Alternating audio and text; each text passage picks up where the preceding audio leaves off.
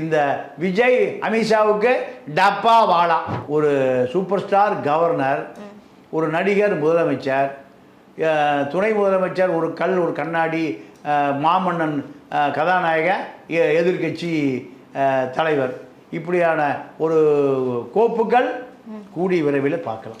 விஜய சட்டமன்ற உறுப்பினர்களுக்கு 10 லட்ச ரூபா மாதம் கொடுக்குறாரு, அமைச்சர்களுக்கு 50 லட்ச ரூபா. யாரும் கை நீட்டிடாதீங்க, எங்கேயும் லஞ்சம் வாங்கிடாதீங்கன்னு 10 லட்ச ரூபா மாதம் சட்டமன்ற உறுப்பினர்களுக்கு கொடுக்கக்கூடிய விஜய் கார் இல்லை, எம்எல்ஏகளுக்கு கார் இல்லைன்னா அவருக்கு தெரியாதா?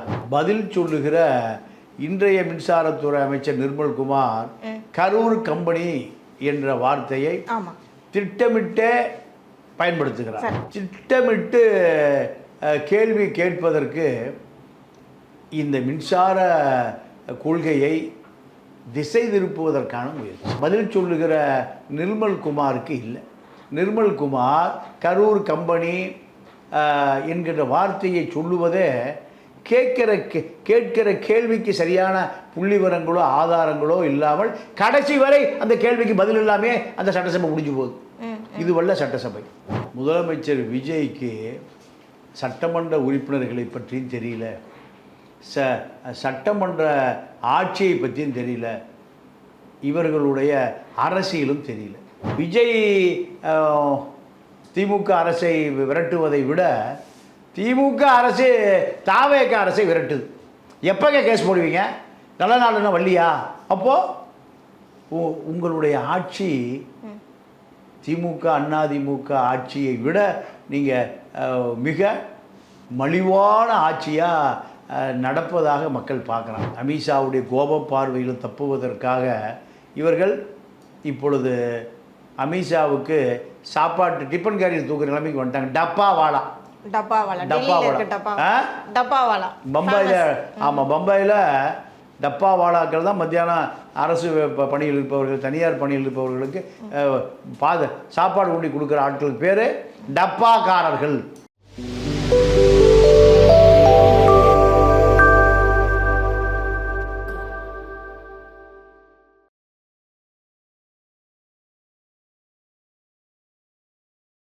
வீரா மீடியா நேயர்களுக்கு அன்பு வணக்கம். இன்னைக்கு நம்மளோட சிறப்பு நேர்காணலுக்கு வந்திருக்காங்க பிரபல மூத்த பத்திரிகையாளரும் பிரபல அரசியல் விமர்சகருமான திரு தமிழா பாண்டியன் சார் அவர்கள். வணக்கம் சார். வணக்கம். எப்படி இருக்கீங்க சார்? நல்லா இருக்கேன் சார். பரபரப்பான சூழ்நிலை பார்த்தீங்கன்னா அரசியலில் நிறைய விஷயங்கள் டே பை டே நடந்துட்டு இருக்கு. ஸோ அந்த வகையில் பார்த்தீங்கன்னா சட்டசபையில் நடக்கிற சுவாரஸ்யமான விவாதங்கள், அதுக்கப்புறம் ஒவ்வொருத்தர் பார்த்தீங்கன்னா அவர் ஒரு வார்த்தை சொல்கிறாரு, இவர் ஆப்போசிட்டில் இருக்கிற ஒரு வார்த்தை சொல்கிறார், இப்படியே ஒரே விவாதங்களாக போயிட்டு இருக்கு. இது சட்டசபை மாதிரி இருக்கா, இல்லை எப்படி பார்க்குறீங்க இதை? இல்லை, தமிழ்நாடு சட்டசபை இப்பொழுது ஆளுங்கட்சியாக இருப்பவர்கள் அத்தனை பேரும் சபைக்கு புதியவர்கள், திமுகவினர் பழையவர்கள். இந்த பழையவர்கள் கேள்விக்கு புதியவர்கள் சொல்லுகிற பதில், அவர்கள் புதிய சட்டசபை உறுப்பினர்களாக 3 மாத காலம், ஒரு 100 நாட்களை கடந்து விட்டது. இவர்களை பொறுத்தவரை சட்டசபை அனுபவம், சட்டசபை புள்ளி விவரங்கள், சட்டசபை அதிகாரிகள் கொடுக்கிற அந்த குறியீடுகள் அத்தனையும் நினைவில் வைத்து கொண்டு அந்த துறை சார்ந்த அதிகாரிகளின் குறிப்புகளோடு பேசுவதற்கு தயக்கம் ஏற்படுகிறது.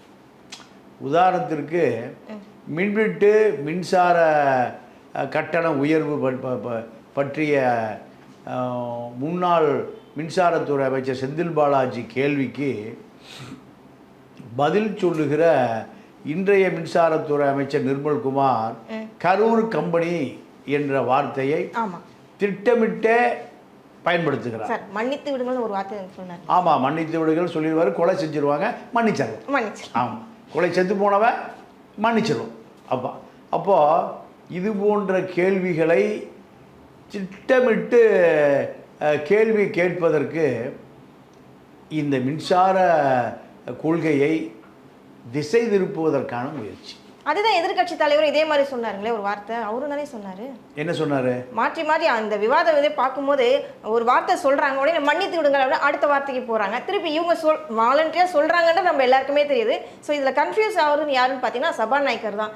அவர் பார்க்கும்போது ரொம்ப பாவமா இருக்கு. சபாநாயகர் 2 பேர் இடத்துலயும் மாறி மாறி என்ன பண்றதுனே தெரியாம அமுழிச்சிக்கிட்டு இருக்காரு.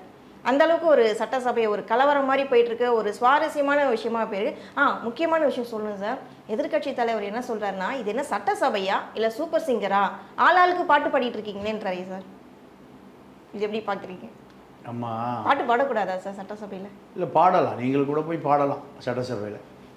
சட்டசபை என்பது கேட்குற கேள்விக்கு புள்ளி விவரங்களை மட்டும் சொல்லுகிற சபை தான் சட்டத்தை சொல்லுகிற சபை. சட்ட புள்ளி விவரங்களை சொல்லுகிற சபையே தவிர சபாநாயகர் முழிக்கிறார், இவர் பாவம், அவர் கதை சொல்லுகிறார், இது அல்ல சட்டசபை. கேட்குற கேள்விக்கு பதில், சொல்லுகிற பதில் மக்களுக்கு போய் சேர வேண்டும். இதற்கு பெயர் தான் சட்டங்களை நிறைவேற்றுகிற சபை. 2 லட்சம் பேர் ஓட்டு போட்டு அனுப்பிய ஒரு உறுப்பினர் தான் ஒரு சட்டமன்ற உறுப்பினர். இந்த சட்டமன்ற உறுப்பினர் இன்னொரு சட்டமன்ற உறுப்பினர்,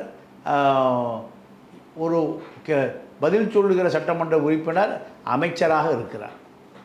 கேள்வி கேட்கிற சட்டமன்ற உறுப்பினர் சட்டமன்ற உறுப்பினராக மட்டும்தான் இருப்பார். ஒரு அமைச்சர்கிட்ட கேள்வி கேட்க மாட்டார்.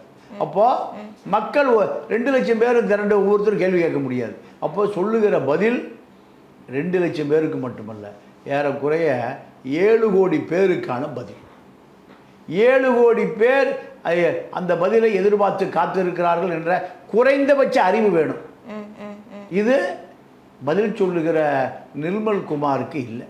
நிர்மல் குமார் கரூர் கம்பெனி என்கிற வார்த்தையை சொல்லுவதே கேட்கிற கேள்விக்கு சரியான புள்ளிவிவரங்களோ ஆதாரங்களோ இல்லாமல் கடைசி வரை அந்த கேள்விக்கு பதில் இல்லாமே அந்த சட்டசபை முடிஞ்சு போகுது. இது வல்ல சட்டசபை. ஏன் மின்சார தட்டுப்பாடு, ஏன் மின்சாரம் கணக்காளர்கள் 5 மடங்கு கட்டணத்தை அதிகரித்திருக்கார்கள். கடைசி வரைக்கும் சட்டசபை நிகழ்ச்சியை பார்த்த அத்தனை பேருக்கும் இதற்கான பதிலே வரலையே. அப்போ இது குழப்புகிற முடிவு. இந்த பதிலுக்கு கேள்விக்கு பதில் சொல்ல முடியாது. அதனால் வேறேதோ பதிலை சொல்லி இங்கே சண்டை சச்சரவு, கரூர் கம்பெனி, துணை முதலமைச்சர் அவரை சங்கி அமைச்சருங்கிறார். இவர் திருப்பி பாத்ரூமில் 2.5 மணி நேரம் காத்து. இது வரல பதில். கேட்ட கேள்விக்கு பதிலே கடைசி வரைக்கும் வரல. இதுதான் அவர்களுடைய திட்டம். தாவேக்காவுடைய திட்டமே அதுதான். காரணம், தாவேக்காவை பொறுத்தவரை அத்தனை பேருமே முதல் முறை சட்டமன்ற உறுப்பினர்கள். சட்டமன்ற உறுப்பினர்கள் சட்டமன்றத்தினுடைய மாண்புகள் தெரியாதவர்கள். நீங்கள் எதிர்க்கட்சி தலைவர்களுக்கே மாண்பு தெரியல, அப்போ எப்படி ஆளுங்கட்சி தலைவர்களுக்கு மாண்பு தெரியும்? இவர்களும் தவறான புள்ளி விவரங்களை சட்டசபையில் தெரிவிக்கிறார்கள். அவர்களும் சரியான தகவல்களை புள்ளி விவரங்களை சட்டசபையில் தெரிவிப்பதில்லை. இது ஆரோக்கியமான போக்காக தெரியவில்லை. 2 பேருமே, ஆளுங்கட்சி எதிர்க்கட்சி 2 பேருமே மக்களுடைய வரிப்பணம் பல கோடி ரூபாய் விரயமாகிறது, வீணாகிறது. இது மக்களுக்கு போய் சேர்கிற பொழுது 2 பேரையுமே தவிர்த்து விட்டு வேறொரு சக்தியை தேட வேண்டிய ஒரு சூழலுக்கு பொதுமக்கள் தள்ளப்படுகிறார்கள். மக்களுடைய பிரச்சனைகளை பேசுவது, மக்களுடைய பிரச்சனைகளுக்கு மாற்று தீர்வு காண்பது, அதற்கான திட்டம் என்ன, பல ஆயிரம் கோடி ரூபாயை ஒதுக்கி அந்த திட்டத்தை செயல்படுத்த முடியுமா, இது போன்ற பதில்கள் தான் அமைச்சர்களிடம் ஆளுங்கட்சியோ எதிர்கட்சியோ, ஆளுங்கட்சி உறுப்பினரே இந்த கேள்வி கேட்பான் அமைச்சர்கிட்ட. அப்போ அவர்களுக்கும் இதுதான் பதில், எதிர்கட்சிக்கு இதுதான் பதில்னா நிர்மல் குமாருடைய போக்கு வன்மையாக கண்டிக்கத்தக்கது. சார், தாவேகா வந்துட்டு ஆட்சி உள்ள வரும்போது என்ன சொல்லிட்டு வந்தாங்க, கஜானா காலியா இருக்கு அப்படின்னு சொல்லிட்டு தான் வந்தாங்க. ஃபர்ஸ்ட் எடுத்தோடனே அவங்க சொன்ன அறிக்கையை தான். இப்படி கஜானா காலியா இருக்குன்னு சொல்லிட்டு இருக்கோங்க, இப்போ இருக்க எம்எல்ஏக்களுக்கு எதுக்கு கார் வாங்கி தரணும், கார் வழங்கப்படும், அரசு வேலையில நீங்க வந்து தூரிதமா செய்யணும் அப்படின்னு சொல்றாரு. அவர் சொன்ன மறுநாளே பார்த்தீங்கன்னா டெஸ்ட் டிரைவருக்கு எல்லா காரும் வந்து நிக்குது. சொன்ன அந்த ஸ்பாட்ல ரெடியா நிற்கிறாங்க. இது வந்து எப்படி எடுத்துக்கணும்னு பார்த்தீங்கன்னா கஜானா காலின்னு சொல்கிறீங்க, அப்புறம் இப்போ உடனடியாக இதுக்குப்பா இவ்வளோ லேக்ஸ் பண்ணி நீங்கள் கார் வாங்கி கொடுக்குறீங்க அப்படின்னு ஒரு கேள்வியாக இருக்கே சார். ஆமாம், முதலமைச்சர் விஜய்க்கு சட்டமன்ற உறுப்பினர்களை பற்றியும் தெரியல, சட்டமன்ற ஆட்சியை பற்றியும் தெரியல, இவர்களுடைய அரசியலும் தெரியல. நீங்கள் அதிமுக திமுக சட்டமன்ற உறுப்பினர்கள் சட்டமன்ற உறுப்பினர் ஆவதற்கு 5 கோடி ரூபாய் செலவு பண்ணி அந்த இடத்துக்கு வர்றான். எப்படி கார் இல்லாமல் எப்படி சட்டமன்றத்துக்கு வருவான்? தாவேகாவினர் ஆதரிச்சினால் கார் இல்லையா? புஷிக்கு கார் இல்லையா? இல்லை யாருக்கு தான் கார் இல்லை? நீங்கள் அமைச்சர்களுக்கு சம்பளம் 2 லட்ச ரூபா சம்பளம், 1 லட்ச ரூபா சம்பளம், 1 லட்ச ரூபாய்க்கு மேலே படி கேட்காமலே வீட்டில் பிடபிள்யூ ஹைவேஸ் இது போன்ற ஆட்கள் கொண்டு வந்து பணம் கொடுக்க போகிறான். நீங்கள் விஜயை சட்டமன்ற உறுப்பினர்களுக்கு 10 லட்ச ரூபா மாதம் கொடுக்குறாரு, அமைச்சர்களுக்கு 50 லட்ச ரூபா. யாரும் கை நீட்டிடாதீங்க, எங்கேயும் லஞ்சம் வாங்கிடாதீங்கன்னு 10 லட்ச ரூபா மாதம் மாதம் சட்டமன்ற உறுப்பினர்கள் கொடுக்கக்கூடிய விஜய் கார் இல்லை, எம்எல்ஏகளுக்கு கார் இல்லைன்னா அவருக்கு தெரியாதா? அப்போது யதார்த்த நிலையே தெரியாத ஒரு அரசு தமிழகத்தில் ஆண்டு கொண்டு இருக்கிறது, தமிழர்களிடம் ஆண்டு கொண்டு இருக்கிறது.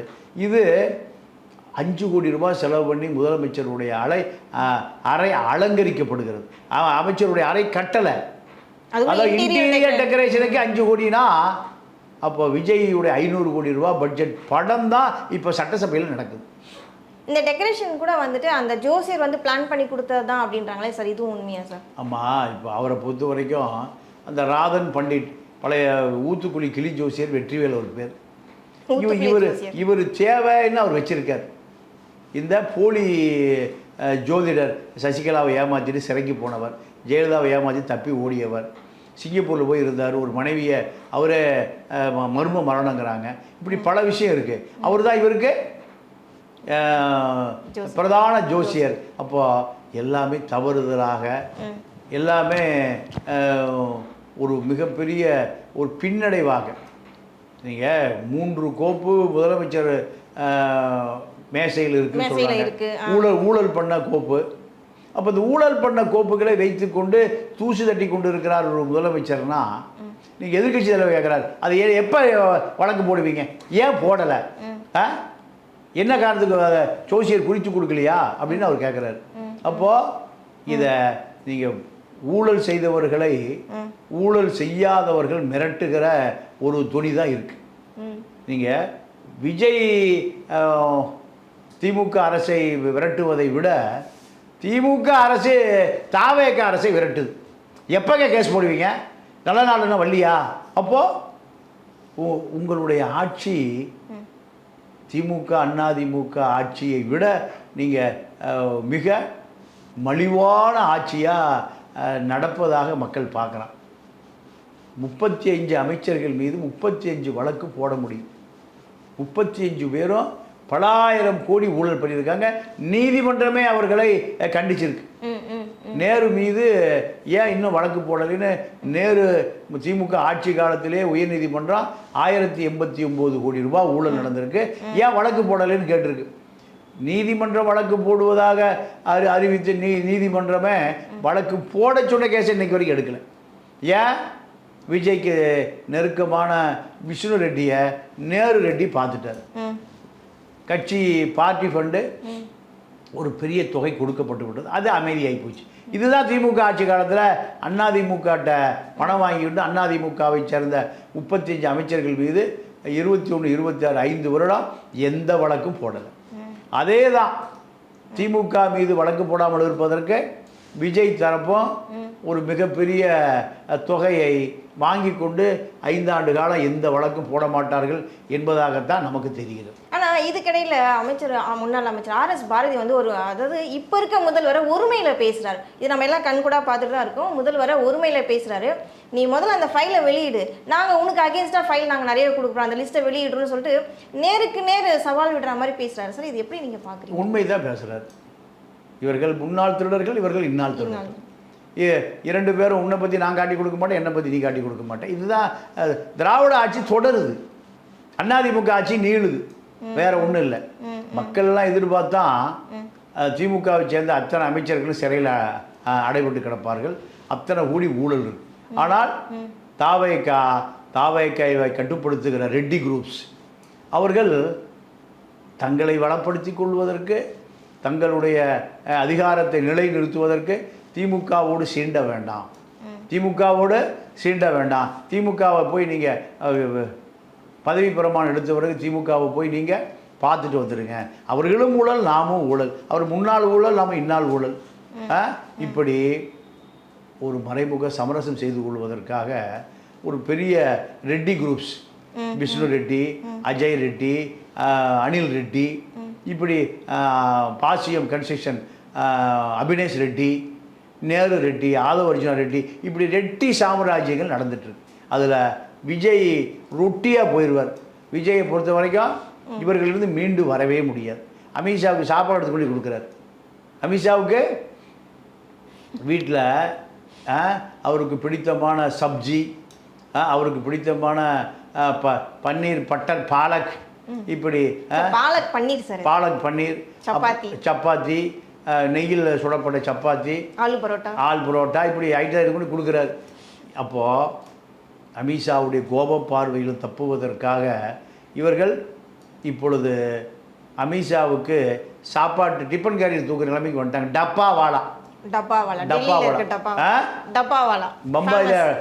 பம்பாயில் டப்பாவாலாக்கள் தான் மத்தியானம் அரசு பணியில் இருப்பவர்கள், தனியார் பணியில் இருப்பவர்களுக்கு சாப்பாடு கொண்டு கொடுக்குற ஆட்களுக்கு பேர் டப்பாக்காரர்கள். இந்த விஜய் அமித்ஷாவுக்கு டப்பாவாலா, இதுதான் இப்போ நடக்குது. சார், தமிழக வெற்றி கழகத்தோட 100 நாள் ஆட்சி, அதாவது எல்லாரும் என்ன சொன்னாங்க, இது 2 மாதம் கூட தாங்காதுப்பா, இந்த தமிழக வெற்றி கழகம் நிற்காது, அவ்வளோதான் முடிஞ்சிருச்சுன்னு எல்லாருமே சொன்னாங்க. ஆனால் 102 நாளை தாண்டி இன்னும் நடந்துட்டு இருக்கே சார், இந்த எப்படி பார்க்குறீங்க இந்த ஆட்சியை? இல்லைம்மா, இது 5 வருஷம் ஓடும். 5 வருஷம் அமித்ஷா தயவில் 5 வருஷம் ஓடும். ஆமாம், அமித்ஷா தயவில் 5 வருஷம் ஓடும். திமுக 5 வருடத்தில் பல இடையூறுகளை செய்யும். இப்போ ரஜினிகாந்தை கவர்னர் ஆக்குவதற்கு லதா ரஜினிகாந்தை ஆர்எஸ்எஸோடு ஒரு தொடர்பை ஏற்படுத்தி கொண்டு முயற்சிக்கிறார். காரணம், 2 வருடங்களுக்கு முன்பு கட்சி ஆரம்பித்த விஜய் முதலமைச்சர், 40 ஆண்டு கால முன்னணி சூப்பர் ஸ்டாராக இருக்கிற ரஜினிகாந்த் அரசியலில் கவுன்சிலர் கூட ஆக முடியல. அவர் குடியிருக்கிற பாய்ஸ் கார்டன் பகுதியில் கவுன்சிலரோடு ஆக முடியல. மாமன்ற உறுப்பினராகி முனிசிபாலிட்டி மாநகராட்சிக்கு கூட போக முடியல. அப்போது அவர்கள் ஆர்எஸ்எஸ் உடைய ஆதரவு பெற்ற குடும்பம் ஒய்ஜி மகேந்திர குடும்பம். லதா அம்மையார் ஆர்எஸ்எஸ் நாக்பூரோடு நெருங்கிய தொடர்பு. எங்கள் கணவன் எப்படியாவது ஆளுநர் ஆகுங்க, கேரளா ஆளுநர் ஆக்க போகிறாங்க பேசுகிறாங்க சார், அதுவும் உண்மையா? ஆமாம், நான் தமிழில் தான் பேசிகிட்டு இருக்கேன். ஆளுநர் ஆக்குவதற்கு அமித்ஷாவிடம் ஆர்எஸ்எஸிடம் கோரிக்கை வைத்திருக்கிறார்கள். அப்போது தமிழ்நாட்டை சார்ந்தவர் தமிழ்நாட்டில் ஆளுநர் ஆக முடியாது. அவர் தமிழ்நாட்டை சேர்ந்தவர் அல்ல.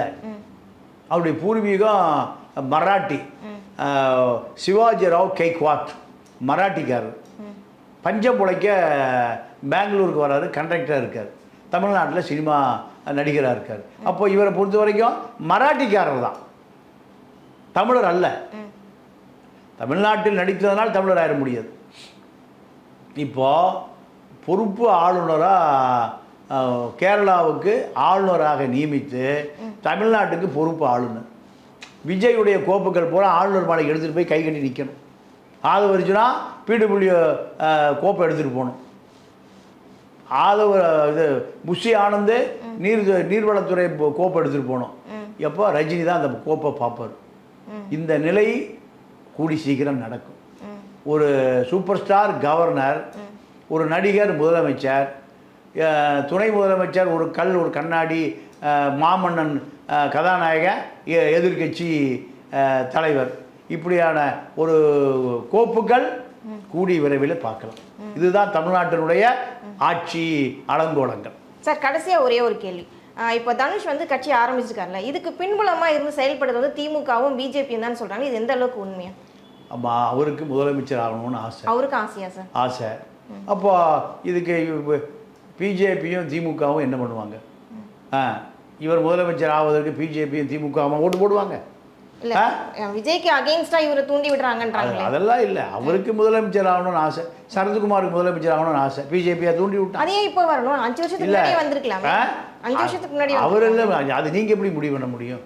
அவருக்கு எப்போ தோணுதோ அப்போ தான் வருவார். 50 வருஷம் கழிச்சு வருவாரா, 500 வருஷம் கழிச்சு, அவருக்கு எப்போ சாப்பிடணும்னு தோணுதோ அப்போ தான் சாப்பிடுவார். எப்போ அரசியல் கட்சி ஆரம்பிக்கணும்னு நினைப்பார் அப்போ தான் அரசியல் கட்சி ஆரம்பிப்பார்.